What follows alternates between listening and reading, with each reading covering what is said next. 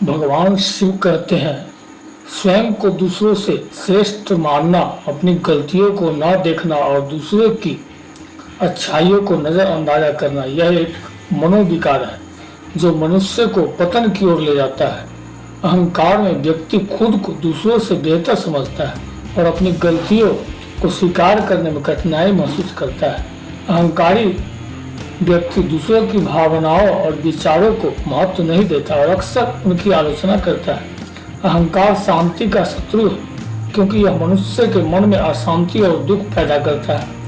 अहंकार व्यक्ति को विनम्रता और दूसरे के प्रति सम्मान से दूर करता है, जिससे उसके संस्कार कमजोर हो जाते हैं। नमस्कार दोस्तों, महादेव शिव चैनल में आप सभी का स्वागत है। अगर आप यह कथा सुन रहे हैं तो पूरा सुनिए, आधा अधूरा छोड़कर जाने की गलती मत कीजिएगा, क्योंकि इस पवित्र कथा को सुनने मात्र से मनचाहा फल की प्राप्ति होगी। अगर आप शिव भक्त हैं तो भोलेनाथ का अनादर न करें। तो चलिए कथा को प्रारंभ करते हैं। एक समय की बात है, एक गांव में एक मूर्तिकार रहता था। मूर्ति कला के प्रति अत्यधिक प्रेम के कारण उसने अपना संपूर्ण जीवन मूर्ति कला को समर्पित कर दिया था। परिणामतः वह इतना प्रांगत हो गया था कि उसकी बनाई हर मूर्ति जीवंत प्रतीत होती थी। उसकी बनाई मूर्तियों को देखने वाला उसकी कला की भूरी भूरी प्रशंसा करता था।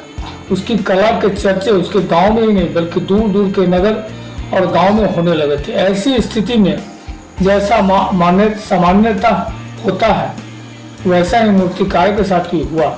उसके भीतर अहंकार की भावना जागृत हो गई। वह स्वयं को सर्वश्रेष्ठ मूर्तिकार मानने लगा। उम्र बढ़ने के साथ जब उसका अंत समय निकट आने लगा तो वह मृत्यु से बचने के बारे में सोचने लगा। वह किसी भी तरह स्वयं को यमदूत की दृष्टि से बचाना चाहता था ताकि वह उससे उसके प्राण न हर सके। अंततः उसे एक युक्ति सूझ गई। उसने अपने बेमिसाल मूर्ति कला का प्रदर्शन करते हुए 10 मूर्तियों का निर्माण किया। वे सभी मूर्तियां देखने में हूबहू उसके समान थी। निर्मित होने के पश्चात सभी मूर्तियां इतनी जीवंत प्रतीत होने लगी कि मूर्तियां और मूर्तिकार में कोई अंतर ही न रहा। मूर्तिकार उन मूर्तियों के पास जाकर बैठ गया। युक्ति अनुसार यमदूत का उसे इन मूर्तियों के मध्य पहचान पाना असंभव था।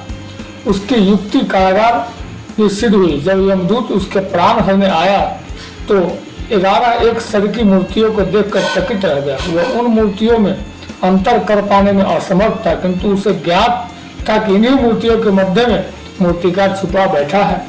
मूर्तिकार के प्राण हरने के लिए उसकी पहचान आवश्यक थी। उसके प्राण न हर पाने का अर्थ था प्रकृति के नियम के विरुद्ध जाना।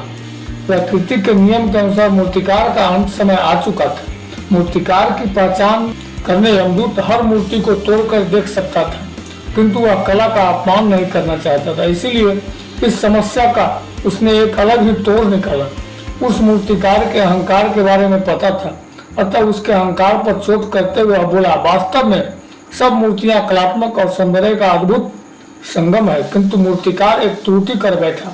यदि वो मेरे सामने होता तो मैं उसे उस त्रुटि से अवगत करा पाता। अपनी मूर्ति में त्रुटि की बात सुनकर अहंकारी मूर्तिकार का अहंकार जाग गया। उससे रहा नहीं गया, झट से अपने स्थान से उठ बैठा और यमदूत से बोला, त्रुटि असंभव, मेरी बनाई मूर्तियों में त्रुटि नहीं होती है। यमदूत की युक्ति काम कर चुकी थी। उसने मूर्तिकार को पकड़ लिया और बोला, बेजान मूर्ति बोला नहीं करती और तुम बोल पड़े, यही तुम्हारी त्रुटि है। अपने अहंकार पर तुम्हारा कोई बस नहीं चला। यमदूत मूर्तिकार के प्राण हर यमलोक लेकर चला गया। वीडियो को बोलते समय कोई त्रुटि हुआ हो तो मैं क्षमा चाहता हूँ। उम्मीद है आप सभी को वीडियो अच्छी लगी होगी। महादेव के सच्चे भक्त हैं तो चैनल को सब्सक्राइब करके वीडियो को लाइक करके कमेंट में हर हर महादेव लिख दीजिए।